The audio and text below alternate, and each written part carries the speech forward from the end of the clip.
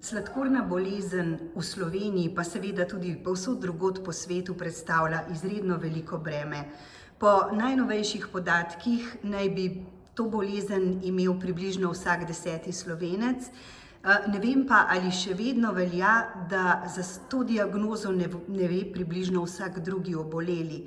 Skratka, manevrirnega prostora za ukrepanje je še veliko, zato me zanima, kakšni so raziskovalni izsledki na tem področju in kakšni so izzivi, ki nas čakajo v prihodnjih letih.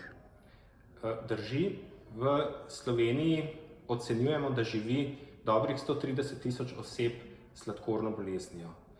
Na Nacionalnem inštitutu za javno zdravje smo med leti 2019 in 2021 izvedli raziskavo, nacionalno raziskavo z naslovom Odkrijmo sladkorno, ki je bila namenjena ugotavljanju števila oseb z neodkrito sladkorno boleznijo med starejšimi od 18 let oziroma še bolj natančno predvsem med starejšimi od 55 let. In v tej starostni skupini pri starejših od 55 let ugotavljamo, da je približno 11% prebivalcev, pri katerih sladkorna bolezen še ni bila odkrita. Govorimo o povprečno nekje 96 tisoč osebah, za katero ocenjujemo, da imajo neodkrito sladkorno bolezen.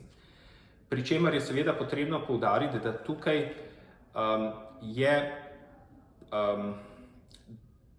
gre tudi za te začetne stopnje sladkorne bolezni, se pravi ne za popolnoma neobvladano sladkorno bolezen, ta je bila res v izjemnih primerih.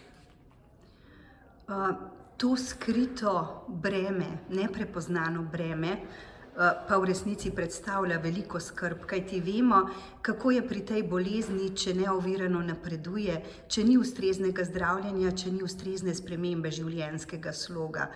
Kaj bi si torej morali zadati v Sloveniji, kako ukrepati na tem področju, kako ustaviti to tudi tako imenovano epidemijo? V Sloveniji imamo programe na pravih mestih. Se pravi, v državi imamo nacionalni preventivni program za preprečevanje kroničnih nenalezljivih bolezni pri odraslih. Kar pomeni, da se lahko vsak odrasli od 30. leta naprej teh programov udeležuje. Seveda pa glede na ugotovitve raziskave Odkrijmo sladkorno, moramo še posebno pozornost posvetiti starejšim od 55 let. Predvsem pri tistih, ki imajo povišano telesno težo, oziroma povišan indeks telesne mase in že prehajajo v debelost.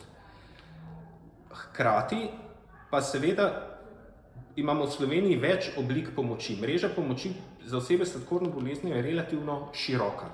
Po eni strani gre za društva bolnikov s sladkorno boleznijo, po drugi strani, poleg preventivnih pregledov, poznamo tudi obravnave v centrih za krepitev zdravja in zdravstveno-vzgojnih centrih, kamor se osebe tudi za začetno sladkorno boleznijo lahko usmerijo in dobijo podporo. Predvsem podporo pri tem začetnem soočanju s samo boleznijo in potem pri obvladovanju življenjskega sloga, načrtovanih sprememb in vztrajanju v teh spremembah.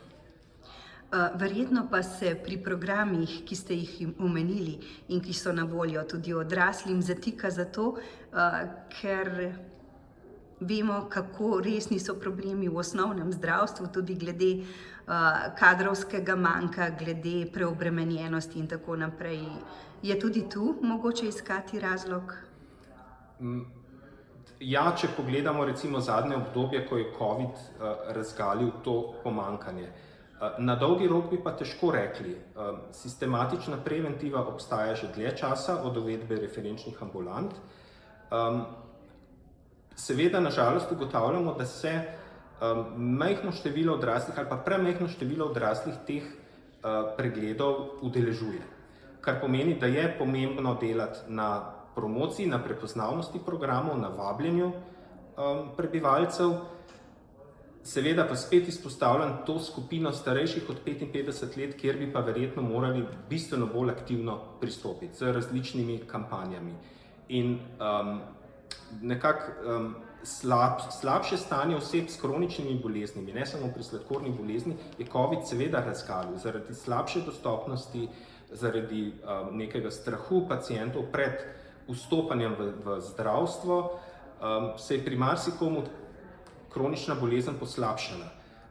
Poleg tega je tudi COVID na marsikoga negativno vplival pri življenjskem slogu, kar spet povečuje breme kroničnih bolezni, vključno s sladkorno boleznijo.